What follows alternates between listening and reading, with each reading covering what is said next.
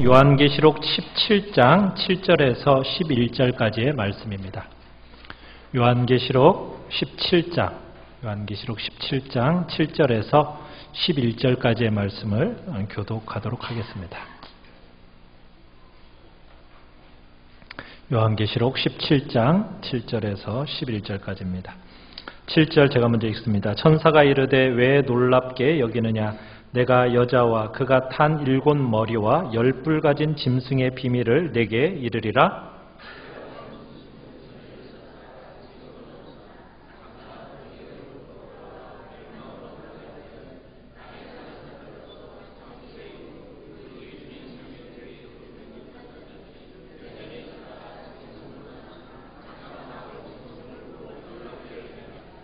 지혜 있는 뜻이 여기 있으니 그 7 머리는 여자가 앉은 7 산이요.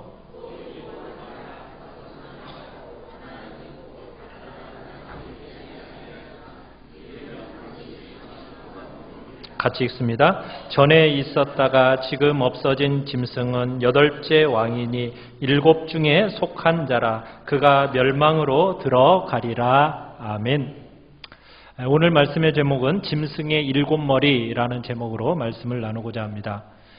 우리가 지금 요한계시록 17장과 18장 이 두 장은 바벨론의 멸망을 다루고 있는 장입니다. 우리가 16장을 보았을 때 이미 7 대접이 다 부어졌어요. 이제 최후의 심판이 다 시행되었습니다. 그리고 이제 17장과 18장은 그 최후의 심판 중에 특별한 2 가지를 다루어 주고 있는데, 첫 번째는 바벨론의 멸망이요, 그 다음에 아마겟돈의 전쟁을 이 17장과 18장에서 다루어 주고 있습니다. 바벨론의 멸망이라고 할 때 여러분, 이 바벨론이 무엇을 가리킨다고 얘기했습니까? 무엇으로 본다고 얘기했죠? 바벨론은 1차적으로 로마를 가리킵니다. 로마. 그 당시에 제국으로서 온 세상을 다스리고 있던 로마. 이 로마를 가리키는데, 우리가 본문에 등장하는 음녀 바벨론, 이 바벨론은 뭘 타고 있었습니까? 큰 짐승을 타고 있었죠. 3절로 가보시면은 그 여자가 뭘 타고 있었다고요? 붉은 빛 나는 그 큰 짐승을 타고 있다, 그렇게 등장을 했습니다. 자, 음녀 바벨론이 로마. 그러면 이 짐승은 또 뭐라고 했을까요? 짐승. 이 짐승도 로마입니다. 그러니까 1차적으로는 로마예요. 그러니까 짐승도 로마고, 짐승을 타고 있는 음녀인 바벨론도 로마를 상징하는 거예요. 그런데 강조점이 약간씩 달라요. 어떻게 다르냐면, 짐승이라는 것은 로마의 정권, 권력, 힘, 이걸 상징하는 것이 짐승입니다. 바벨론이라는 것은, 음녀인 바벨론이라는 것은 하나님이 없는 세상의 정신, 그걸 상징하는 거예요. 하나님이 없는 세상의 정신을 상징하는 게 이 바벨론입니다. 요한일서 2장에서 이렇게 얘기하죠. 15절 16절에 이 세상이나 세상에 있는 것들을 사랑하지 말라. 여러분, 여기서 이 세상, 여러분, 이 세상이 뭘까요? 바로 음녀인 바벨론을 의미하는 겁니다.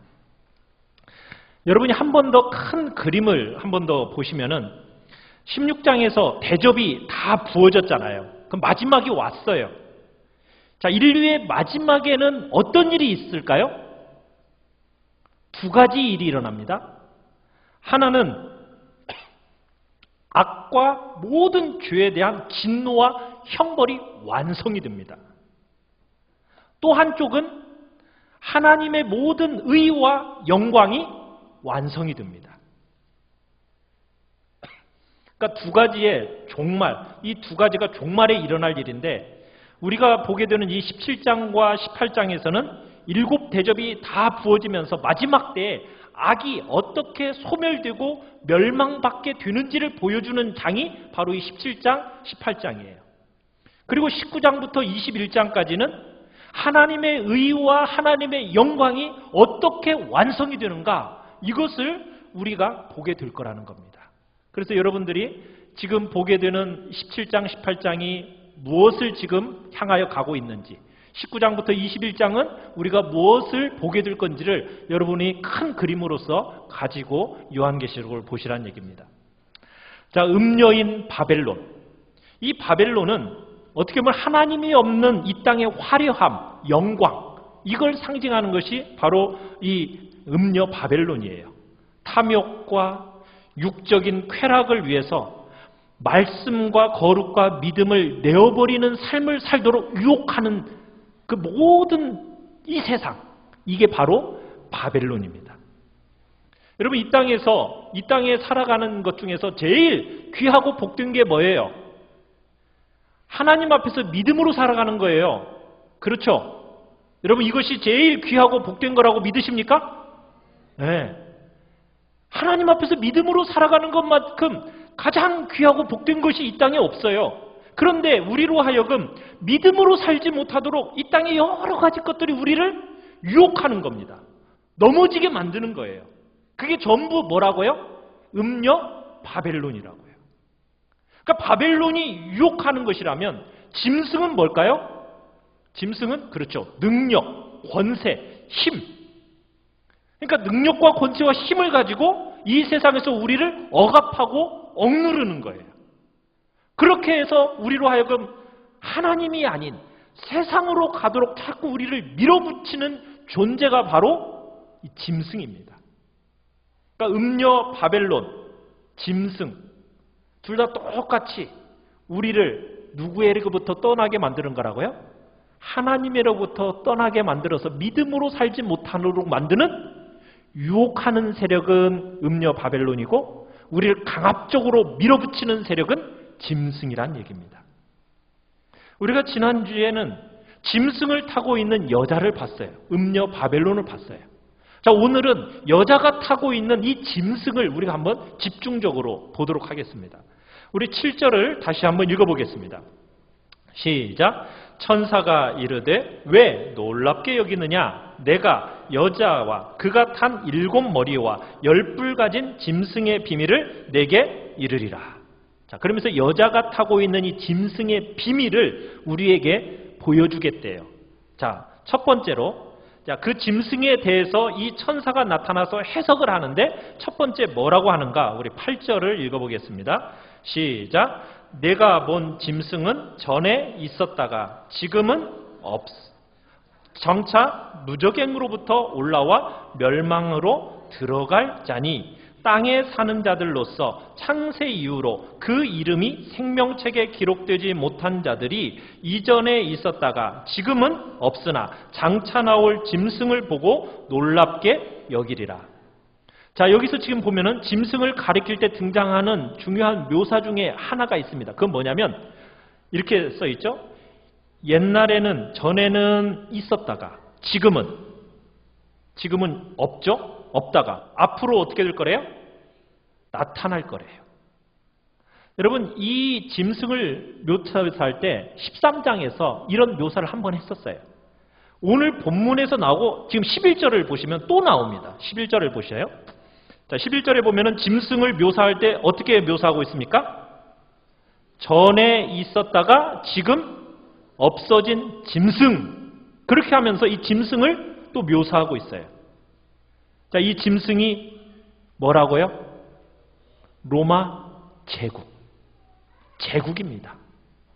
하나님이 없이 구성되어 있는 강력한 힘과 권세를 가진 세상의 정부, 세상의 제국, 독재자, 이게 지금 짐승이에요. 이전에는 있었어요. 근데 지금은 없어요. 앞으로 어떻게 될 거래요? 나타날 거래요. 자, 이 짐승이 나타나게 되면 어떤 일이 일어난대요?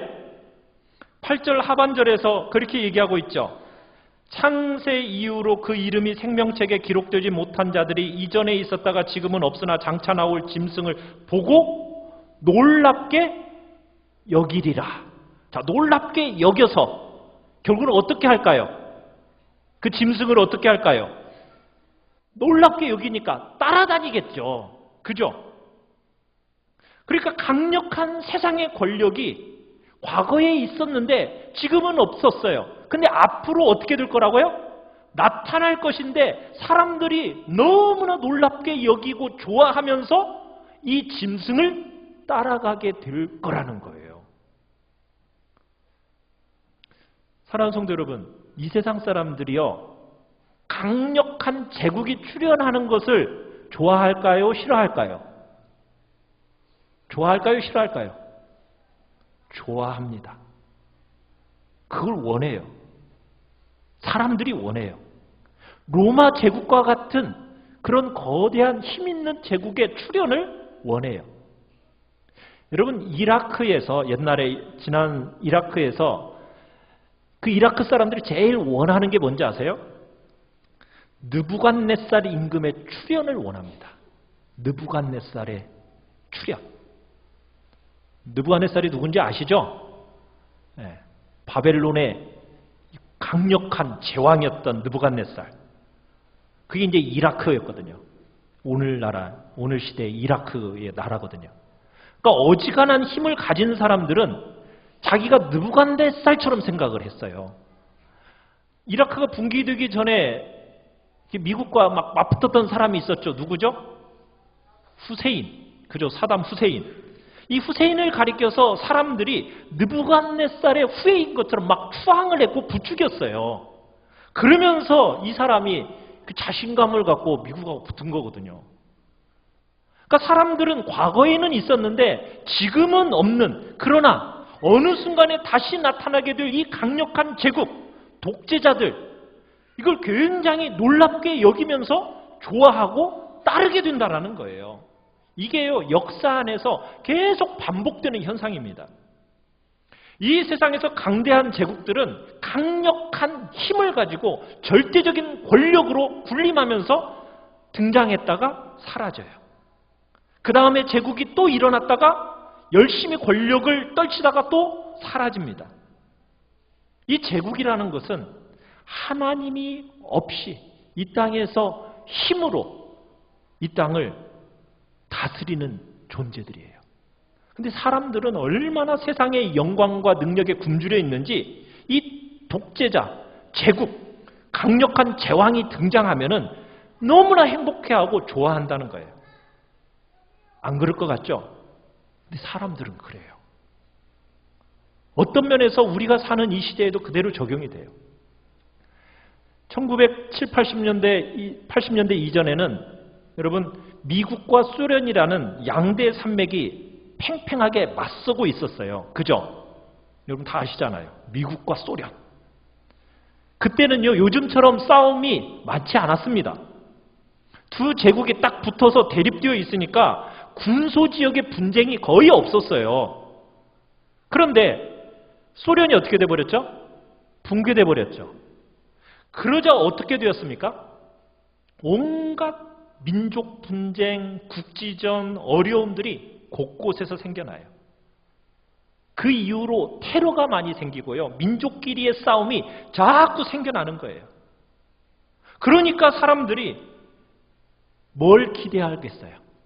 하나님이 없는 사람들이 뭘 기대하겠어요? 강력한 제국의 등장을 기대하는 거예요. 어떤 힘 있는 나라가 하나 딱 등장해가지고 온 세상을 다스리면서 평화를 세워주기를 사람들은 기대한다라는 거예요. 그 열망에 힘입어서 등장하는 게 뭐예요? 독재자들입니다. 그래서 땅에 있는 많은 사람들은 이 제국과 제왕들을 보면서 기뻐해요. 그 속성은 뭔데? 짐승인데. 속성은 짐승이거든요. 하나님 없이 이 땅을 살아가도록 사람을 유혹하다가 안 되면은 힘으로 누르고 몰아쳐서 결국 하나님으로부터 떠나도록 만드는 이 짐승의 속성이 이 세상의 속성인데 사람들은 그런 세상을 좋아하고 기뻐한다라는 거예요. 사랑하는 성도 여러분, 이 세상의 본질이 뭔지 잘 아십니까? 여러분, 이 세상의 본질이요, 뭔지를 우리가 너무 몰라요. 이 땅의 속성은요, 강한 힘, 권세, 이것이 나타나면은 결국 뭘 대적하는지 아십니까? 하나님을 대적하고 교회를 대적하게 되어 있습니다. 근데 우리가 이걸 너무나 몰라요. 우리가 믿음으로 살면요, 짐승들이 대적을 합니다. 여러분, 그것을 우리는요, 기대도 못하고 생각도 못하고 우리가 이 땅을 살아가요. 이 세상의 정부와 권세가요, 짐승의 속성으로 쉽게 돌아가요. 이게 이 세상의 권력과 이 세상의 권세의 특징입니다. 여러분, 미국이 누가 세운 나라입니까? 청교도들이 세운 나라이잖아요. 그럼에도 불구하고 지금 보십시오. 이 나라가 얼마나 급속도로 타락하게 됐는지를 보시면 알아요. 힘있는 나라, 이 힘있는 제국의 등장은 금방 짐승으로 변질이 되어서 우리의 신앙을 위협하게 된다는 거예요. 여러분, 그것을 염두에 두고 우리는 항상 세상을 보셔야 됩니다. 자, 이 짐승에 대한 두 번째 소개가 있어요. 뭐라고 얘기를 하냐면 우리 9절 10절을 읽어보겠습니다. 9절 10절 시작. 지혜 있는 뜻이 여기 있으니 그 7머리는 여자가 앉은 7산이요 또 7왕이라. 5은 망하였고 하나는 있고 다른 하나는 아직 이르지 아니하였으나 이르면 반드시 잠시 동안 머무르리라. 무슨 말인지 알겠습니까? 모르겠죠. 굉장히 어려운 본문 중에 하나입니다. 자, 그런데 이 짐승이 몇 개의 머리를 가지고 있대요? 7개의 머리를 가지고 있대요. 자, 그런데 이 7개의 머리를 가리켜서 또 뭐라고 얘기하고 있습니까? 7산이라고 얘기해요. 자, 왜 그렇게 말했을까요? 그 짐승이 7개의 산을 가지고 있다. 우리는 이렇게 말하면 도대체 무슨 얘기야? 이해가 안 오죠? 그런데 이 당시 요한계시록을 받고 있던 성도들은요, 이것을 딱 말하면 단번에 깨달아요. 뭘 말하는 걸까? 그들이 떠올린 건 뭐였을까요? 로마 제국을 떠올렸어요. 왜 그랬느냐면 로마를 가리켜서 그 당시의 사람들은 7 언덕의 도시라고 불렀어요. 7 언덕 혹은 7 산의 도시. 그게 로마예요. 왜? 로마 제국이 세워졌을 때 로마라는 도시 자체가 야트막한 언덕이었는데 7 언덕 위에 그 도시가 만들어졌기 때문에, 그래서 로마라는 도시가 7 산에 위에 세워진 도시였기 때문에 초대교회 성도들은 7머리는 7산이다 딱 얘기하면 로마 제국이구나, 이걸 딱 깨달아 아는 거예요. 그러니까 강력한 힘을 가지고 있는 로마를 가리킨다는 얘기예요. 자, 이렇게 얼핏 힌트를 주고 나서 또 다시 해석을 합니다. 뭐라고 해석을 합니까? 10절에 또 뭐다? 7 왕이라 이렇게 얘기합니다. 참 이것도 어려운 본문인데 학자들마다 해석이 분분해요. 명확한 답을 주는 사람이 없습니다. 그런데 저는 이 왕이라는 말을 문자 그대로 해석하려고 해요.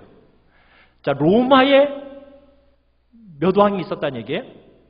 7 왕. 여러분, 로마에서 황제, 왕정이 시작된 것은 누구부터 시작이 되느냐면 옥타비아누스, 아우구스투스라고 하는 왕으로부터 시작이 됩니다. 여러분이 예수님이 태어나실 때 호적할 때 누가 호적하라고 그랬죠? 가이사? 아구스도. 아구스도가 누구를 얘기하냐면 이 아우구스투스. 그러니까 여기로부터 이제 왕이 시작이 돼요. 그러면 사도 요한 때까지 몇 명의 황제가 왔었느냐면 아우구스트로부터 시작해서 네로까지 5명의 황제가 통치를 했고, 이 아우구스트에서부터 네로까지 이미 5왕이 지나갔습니다. 그리고 현재 다스리고 있는 왕은 누구냐면 베스파시안이라는 6번째 왕이에요. 그런데 하나가 또 와요. 그 하나는 누구냐면 디도라는 왕이 옵니다. 근데 이 디도는 누구냐면 이스라엘을 멸망시킨 장군이에요. 예루살렘을 완전히 초토화시킨 사람이 디도라는 사람이에요. 이 사람이 예수님이 예언하셨듯이 임신한 여자의 배를 갈랐던 장군이 바로 이 디도 장군입니다. 이 사람이 예루살렘을 완전히 멸망시킨 후에 로마로 돌아와가지고 황제가 돼요. 그래서 7번째 오는 왕을 가리키는데 그 사람은 누구라고요? 디도 황제라는 거예요. 여러분, 왕들에 대한 이야기를 지금 하는 이유가 뭘까요? 왕들에 대해서 이 사람이 누구누구다라는 것을 알아맞히는 데 의미가 있을까요? 그 얘기를 하려는 의미가 아니겠죠. 왕들을 말하면서 어떤 메시지를 얘기하는 걸까요? 자, 여기 다시 한번 보시면은 10절에서 다섯은 어떻게 됐어요? 망하였고. 그러니까 다섯은 어떻게 돼요? 지나갔다는 얘기죠. 하나는 지금 있어요. 그죠? 그 다음에 지금 당하고 있는 것만 지나면 끝이에요? 아니에요? 끝이 아니죠. 또 무엇이 있대요? 하나가 더 남아있어요. 몇 번째? 7번째. 고난을 당하고 있는 성도들에게 무슨 말을 해주고 싶은 것일까요? 우리를 그렇게 핍박하고 우리를 그렇게 공격하고 교회를 그렇게 못 살게 구는 다섯은 어떻게 됐다? 이미 지나갔고 하나는 지금 남아있어서 너희들이 겪고 있고 하나는 어떻게 될 거다? 오게 된다. 무슨 얘기를 하고 싶은 걸까요? 너희들이 지금까지 신앙을 지키느라고 그 고난을 감수하면서 여기까지 왔는데 그 고난의 상당 부분은 어떻게 되었다? 지나갔다. 왕이라고 말할 때 지금 왕의 이름이 누군가를 말하고 싶은 것, 그게 목적이 아니라는 거예요. 목적이 어디에 있어요? 7 중에 5은 어떻게 됐다? 지나갔다. 하나는 너희가 지금 겪고 있고 이제는 거의 어떤 상태다? 끝물이다. 그렇지만 긴장을 늦춰서는 된다 안 된다? 늦춰서는 안 된다. 왜? 하나가 더 남아있으니까. 무슨 메시지입니까? 위로의 메시지이면서 경고의 메시지가 지금 이 속에 들어있는 거예요. 여러분, 우리가 고난을 당할 때 제일 어려운 게 뭐예요? 이 고난의 지점이 어디까지 와 있는가, 이걸 알 수 없어서 우리가 힘든 거잖아요. 그렇지 않습니까? 고난을 당하고 있는데, 너무나도 어려운 고통을 겪고 있는데 내가 이 고통을 얼마나 감당해야 되지? 얼마나 감당하면 이것이 끝나지? 이걸 몰라서 우리들이 어려운 거잖아요. 그렇죠? 근데 지금 주님은 뭘 주시는 거예요? 힌트를 주고 있는 거예요. 너희들의 고난이 지금 거의 어떻게 됐다? 막바지에 와 있다. 이제는 거의 끝물이다. 그렇지만 마지막은 아니다. 6번째까지 왔고 7째가 남아있다. 그런데 이 7째는 크고 강력한 거다. 그러면서 무슨 얘기를 또 하고 있냐? 11절을 읽어보겠습니다. 11절 시작. 전에 있었다가 지금 없어진 짐승은 8째 왕이니 7 중에 속한 자라. 그가 멸망으로 들어가리라. 자, 왕이 7밖에 없은 줄 알았는데 또 뭐가 추가되고 있어요? 짐승이 또 하나가 추가되고 있어요. 그러면서 8째 왕을 지금 얘기하고 있습니다. 그러면서 이 8번째는 7째에 속해 있다라는 거예요.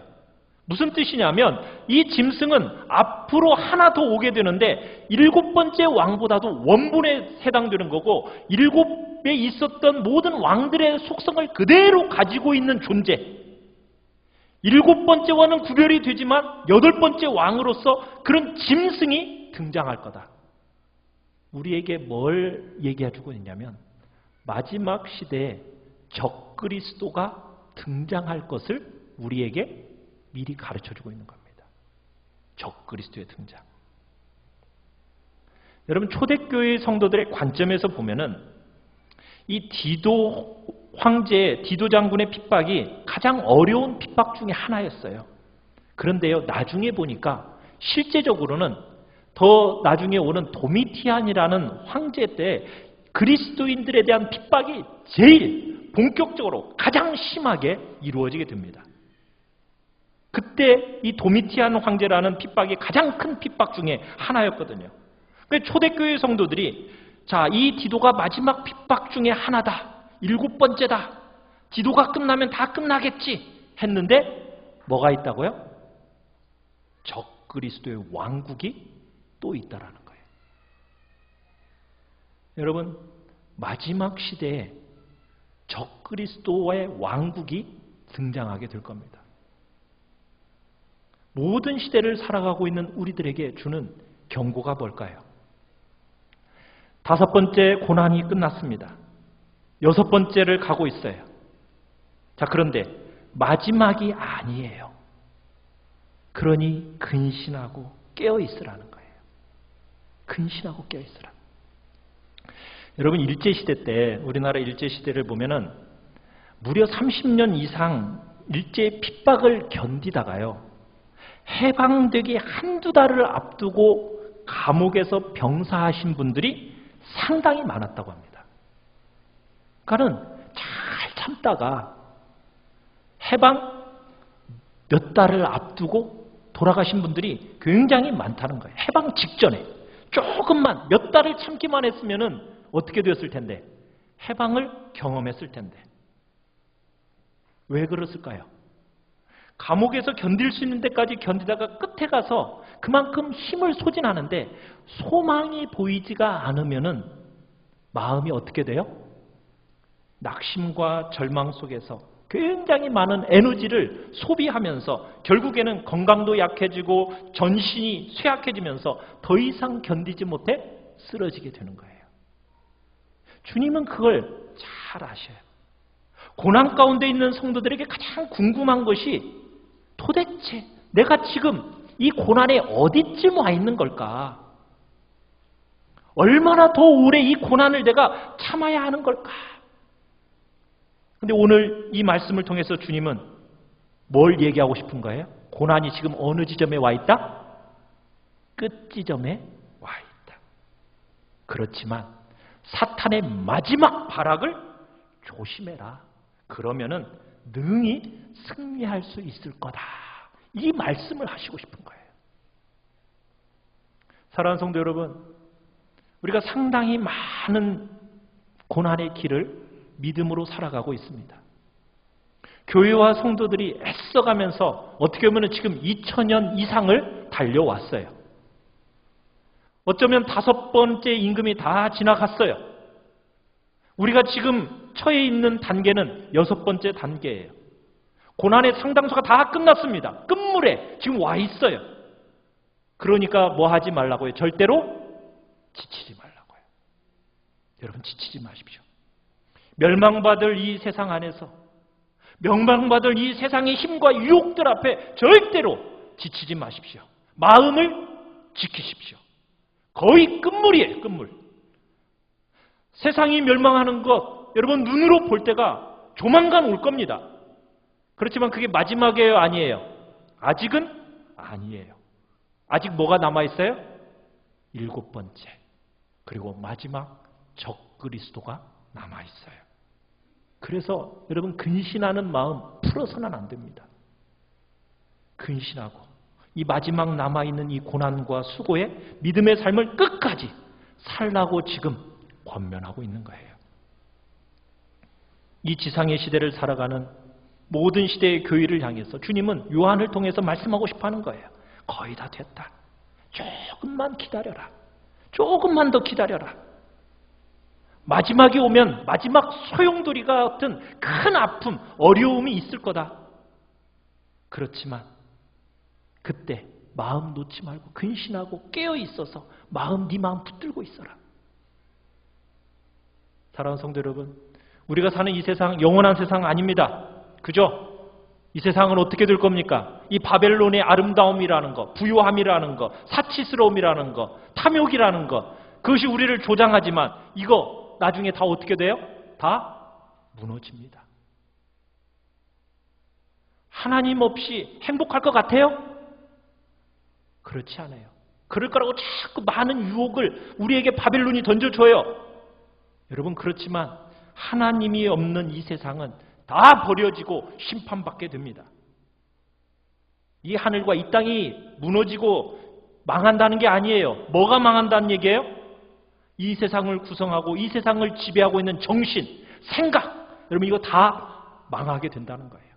욕망을 부추기고 있는 이 세상의 경향성들이 다 진멸될 거라는 거예요. 여러분, 사랑하는 성도 여러분, 없어졌다가 다시 살아나서 굉장히 강력한 제국으로 독재자로서 누군가 등장할지 우리는 지금 몰라요.